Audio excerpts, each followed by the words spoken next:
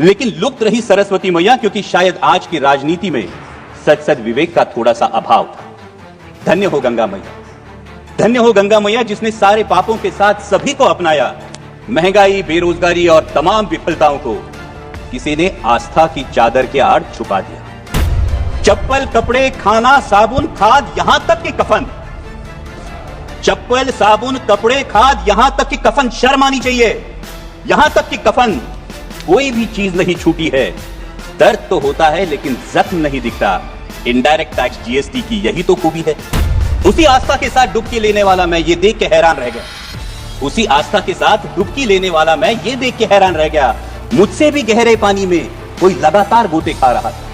मुझसे भी गहरे पानी में कोई लगातार गोते खा रहा था। अनजाना नहीं था, जाना पहचाना था। वो मेरे देश का रुपया था। वो मेरे देश का रुपया था। धन्यवाद अध्यक्ष महोदय।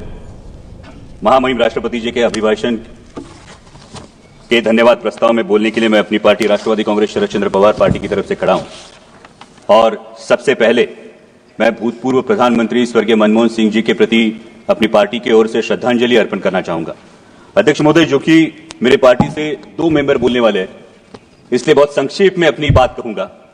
महामहिम राष्ट्रपति जी ने अपने अभिभाषण में प्रयागराज में चले महाकुंभ की भी बात की और वैसे ही मिडिल क्लास की भी बहुत बात की। तो इस मिडिल क्लास के नजरिए से महाकुंभ क्या है, इस पे कुछ पंक्तियां लिखी है, वही पंक्तियां मैं सुनाना चाहूंगा। आजकल खुद के हिंदू होने पर मैं कुछ ज्यादा ही गौरवान्वित महसूस कर रहा था। आजकल मेरे हिंदू होने पर मैं कुछ ज्यादा ही गौरवान्वित महसूस कर रहा था। हालांकि मेरे हिंदू होने में मेरा खुद का योगदान कुछ भी नहीं था, लेकिन सनातन की समृद्ध परंपराओं में मेरा अटूट विश्वास है। सनातन की समृद्ध परंपराओं में मेरा अटूट विश्वास है। वैसे भी देश प्रेमी कहलवाने के लिए हिंदुत्व का प्रदर्शन हो, यह आज का राजनीतिक माहौल है। सनातन के विराट वैश्विक अनुभव के साथ पाप धोने का अनोखा अवसर था। महाकुंभ में सनातन के विराट वैश्विक अनुभव के साथ पाप धोने का अनोखा अवसर था। इसीलिए लाखों श्रद्धालुओं की तरह मैं भी उस दिन प्रयागराज महाकुंभ में था। दिल्ली से आती जमुना में चुनावी जुमलों का प्रभाव था। दिल्ली से आती जमुना में चुनावी जुमलों का प्रभाव था। बिहार जाने वाली धारा में बजट का कुछ ज्यादा ही बहाव था। लेकिन लुप्त रही सरस्वती मैया, लेकिन लुप्त रही सरस्वती मैया, क्योंकि शायद आज की राजनीति में सच सच विवेक का थोड़ा सा अभाव था। धन्य हो गंगा मैया, धन्य हो गंगा मैया, जिसने सारे पापों के साथ सभी को अपनाया। महंगाई, बेरोजगारी और तमाम विफलताओं को किसी ने आस्था की चादर के आड़ छुपा दिया। उसी आस्था के साथ डुबकी लेने वाला मैं ये देख के हैरान रह गया।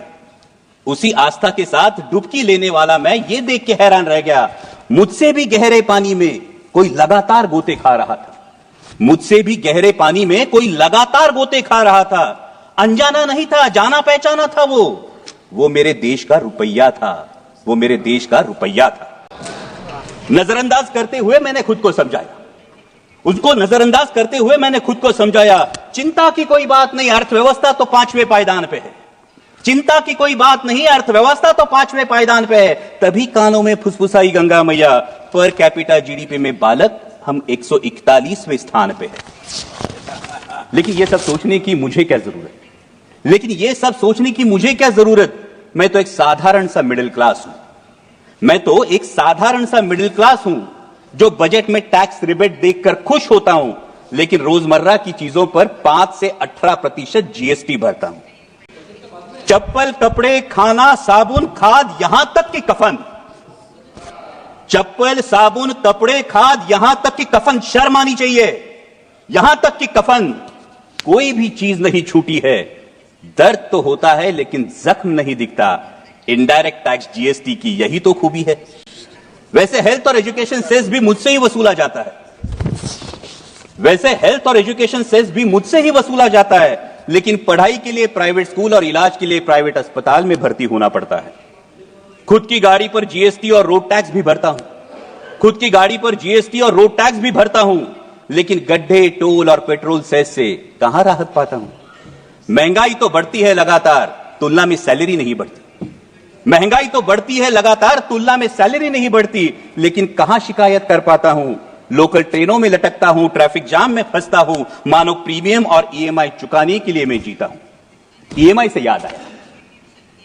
याद आया, पिछली बार चुका नहीं पाया तो बैंक मेरे दरवाजे पर आया था। पिछली बार ईएमआई चुका नहीं पाया तो बैंक मेरे दरवाजे पर आया था। उसी बैंक से करोड़ों की ऋण माफी लेने वाला पूंजीपति कुछ दिन पहले ही शाही स्नान कर चुका था।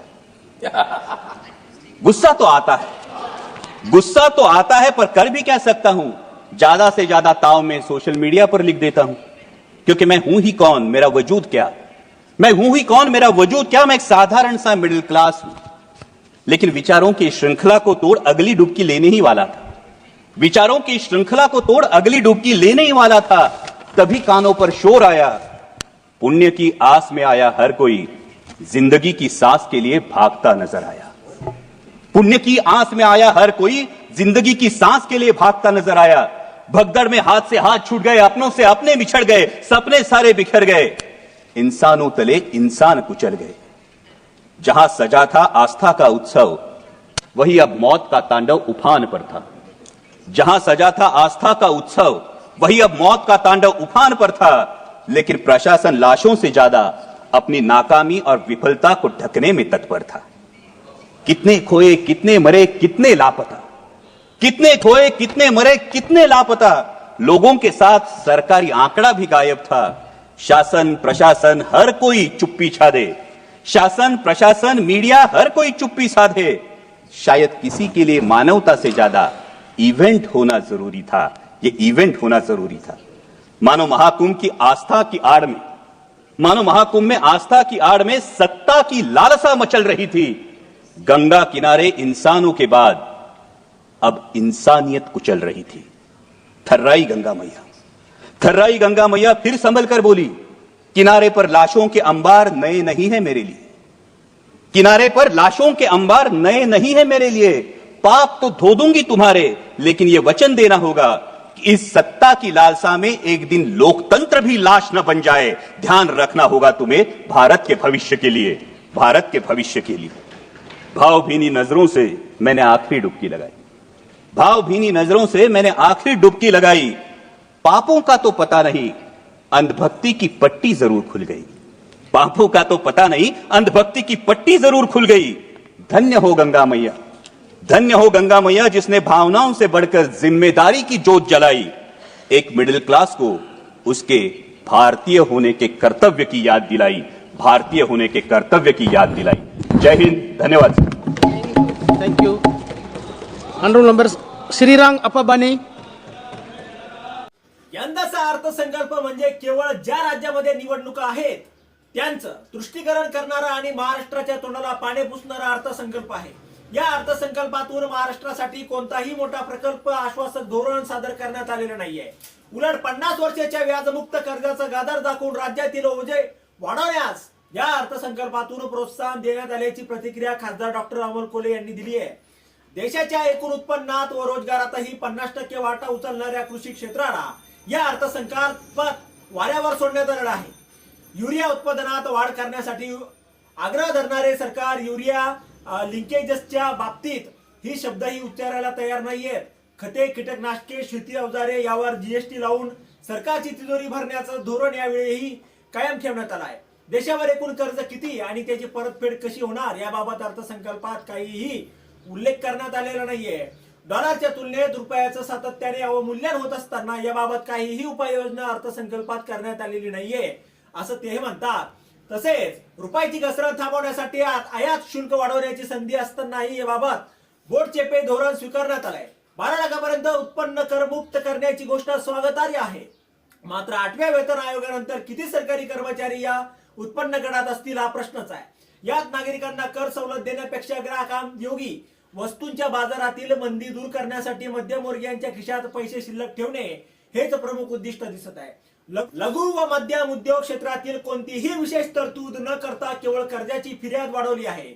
मध्यमवर्गीयांची बचत न वाढवता सरकारच्या नियंत्रणाबाहेर गेलेली महागाई सहन करण्यासाठी क्षमता वाढवणे हे धोरण सरकारने स्वीकारलं आहे। एकूणच हा अर्थसंकल्प निवडणुका होऊ घातलेल्या दिल्ली व तळी उचलणाऱ्या तर देशाच्या सर्वात जास्त भर घालणाऱ्या महाराष्ट्राच्या भविष्यावर वरवटा फिरवणारा आहे असंही खासदार कोल्हे म्हणाले।